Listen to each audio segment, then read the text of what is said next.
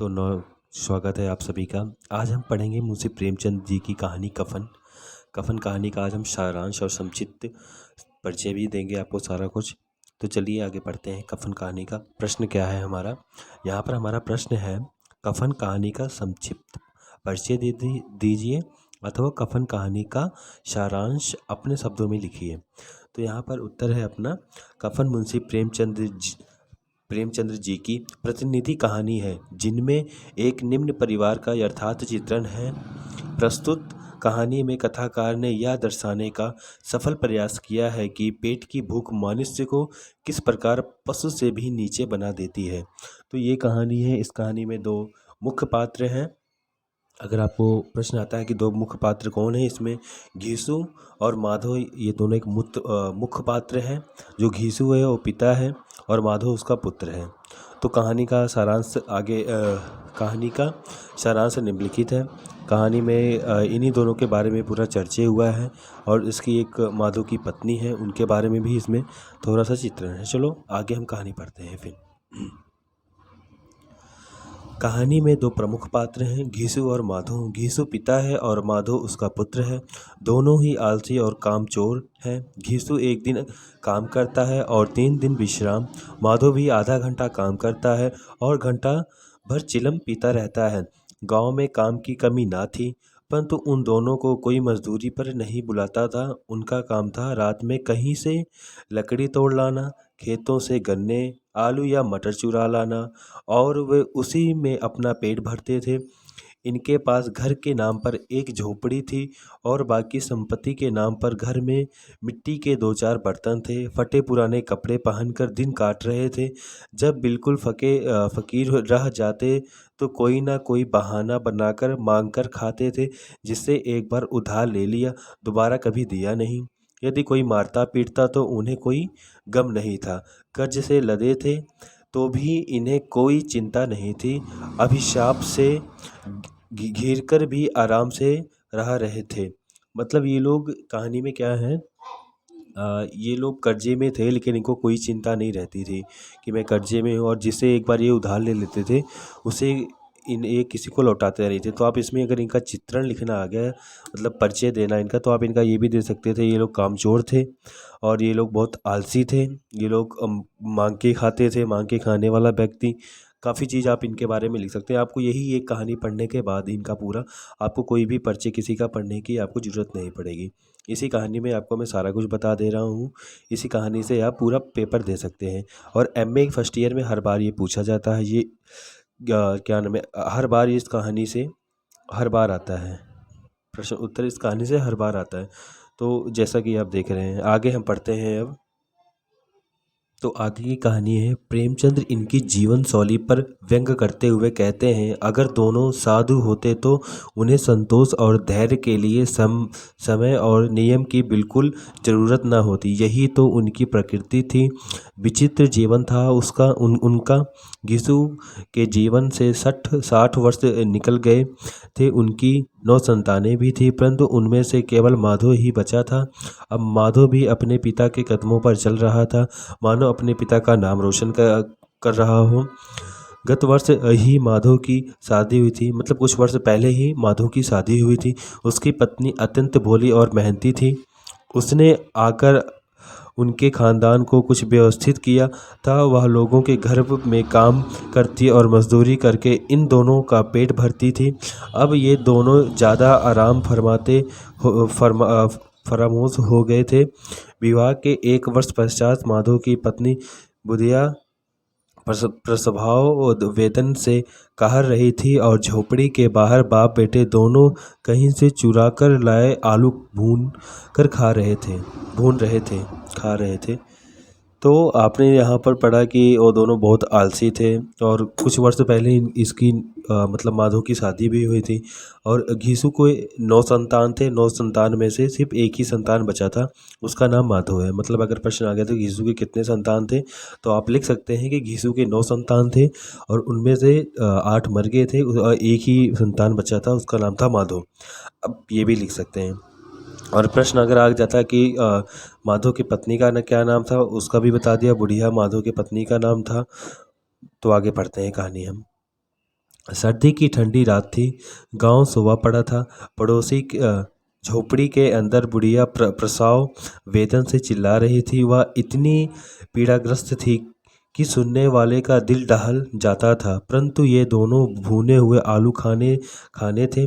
दोनों में से कोई बुढ़िया के पास नहीं जाना चाहता था। उनको एक दूसरे पर भरोसा नहीं था। घीसू ने माधो को बुढ़िया के पास जाने के लिए कहा। माधो को भय था कि अगर वह बुढ़िया को देखने झोपड़ी में गया तो घीसू सारे आलू खा जाएगा।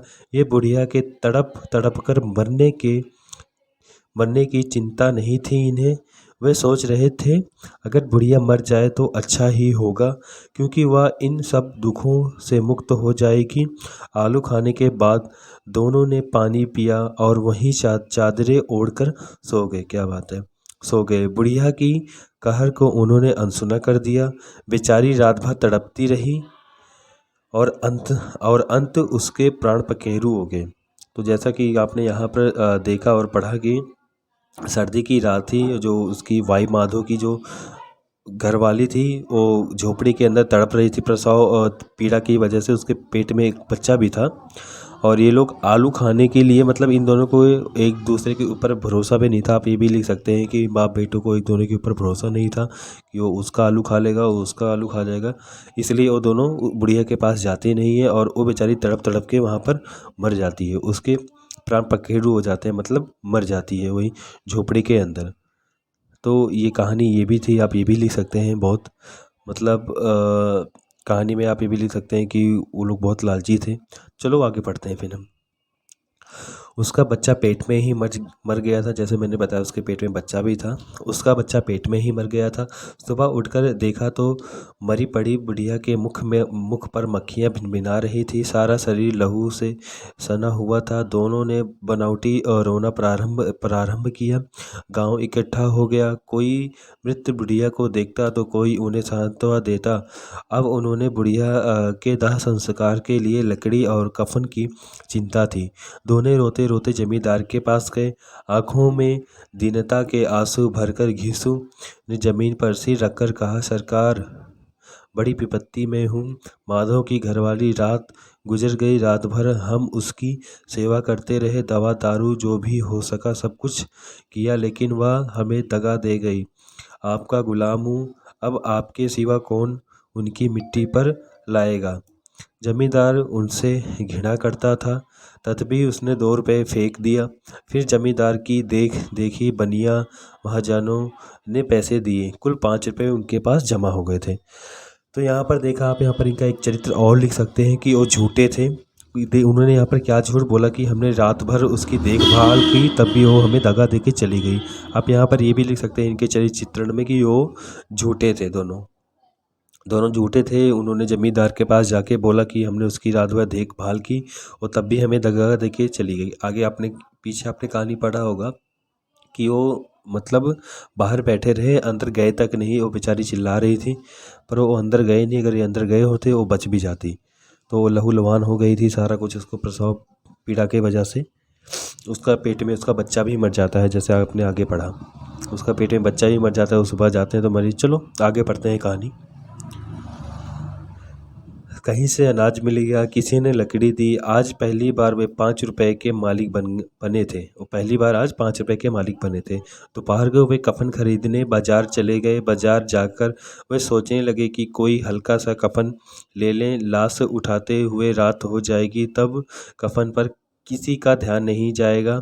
उनके मन में विचार आया कि कैसा बुरा रिवाज कि जिसे जीते जी तन ढकने के लिए चिथड़ा तक न मिला, उसे मरने पर कफन चाहिए। कफन देखते देखते संयोग से मधुशाला मतलब शराब खाने के पास पहुंच गए। उन्होंने शराब की एक बोतल खरीद ली। सामने की दुकान से पुड़ियाँ और चटनी भी खरीदी। दोनों अपनी भूख को शांत करने लगे। बीच बीच में उन्होंने कफन की भी चिंता हुई। उन्होंने सोचा कि पड़ोसी कफन का तो प्रबंध कर ही देंगे। हाँ, अब की बार उन्हें पैसे न मिलेंगे। अब बहुत दिनों बाद भरपेट खाना मिला था। अब दोनों निश्चित थे। भरपेट खाने के बाद माधव ने बची हुई पूड़ियाँ की पत्तल भिखारी को दे दी, जो खड़ा उनकी ओर भूखी आंखों से देख रहा था। तो यहाँ पर आपने पढ़ा कि उनको 5 रुपये मिला था कफ़न लाने के लिए, कफ़न और सामान लाने के लिए, पर वो पहले सोचे कि जिसको जीते जी एक मतलब कपड़े की मतलब छोटा सा टुकड़ा ना मिला, अब उसको मरने के बाद कफ़न चाहिए, उन्होंने ये भी सोचा। और उन्होंने यहाँ पर फिर मधुशाला गए, मधुशाला में उन्होंने शराब खरीदा, उसी पैसे का मतलब उन्होंने क्या सोचा कि 5 रुपये हमें अब मिला है, इसके बाद हमें हमें 5 रुपये कभी मिलेगा नहीं, तो हम पेट भर के खाना खा लेंगे। तो उन्होंने इस दिन पेट भर के खाना खाया, पेट भर के खाना भी खाया, और एक भिखारी उनकी तरफ देख भी रहा था, उन्होंने उस भिखारी को भी खाना दिया। और भिखारी से क्या बोले, आगे आगे बढ़ते हैं, भिखारी से क्या बोले, किसी को देने का गौरव, आनंद और उत्साह का अनुभव उन्हें ज़िंदगी में पहली बार हुआ था। घीसू ने कहा, ले जा, खूब खा और आशीर्वाद दे। अंत में दोनों भोजन और नशे में मस्त होकर नाचने तथा गाने लगे। ठगनी क्यों नैना झमकोरे ठगनी। मधुशाला में सभी उनको देख रहे थे। वे उछले भी, कूदे भी, गिरे भी, मटके भी, भटके भी, और आखिर नशे में मदहस्त होकर वहीं गिर पड़े। कहानी यहीं पर समाप्त होती है। तो आपने कहानी में सारा कुछ पढ़ लिया कि क्या घीसू क्या था और माधव क्या था, उसकी पत्नी का क्या नाम था, आपने सारा कुछ पढ़ लिया, आपको कोई भी चिंता नहीं होगी इस कहानी के बारे में। अब आपको मैं बिरादरी बाहर कहानी डालूँगा, उसके बारे में भी पूरा लिख दूँगा, उसके बारे में भी पढ़ लेना।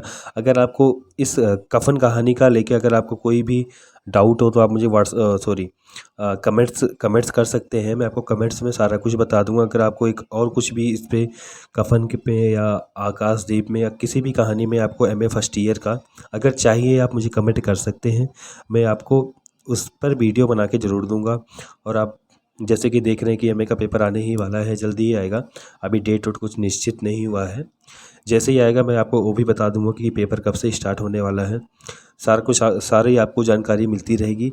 और इसी जाते वक्त मैं ये कहना चाहूँगा कि चैनल को ज़रूर सब्सक्राइब कर लें, क्योंकि अगर सब्सक्राइब करेंगे तो आपको डेली नया नया वीडियो और नई जानकारी आपको मिलती रहेगी। इसी के साथ thank you for watching this video and thank you so much.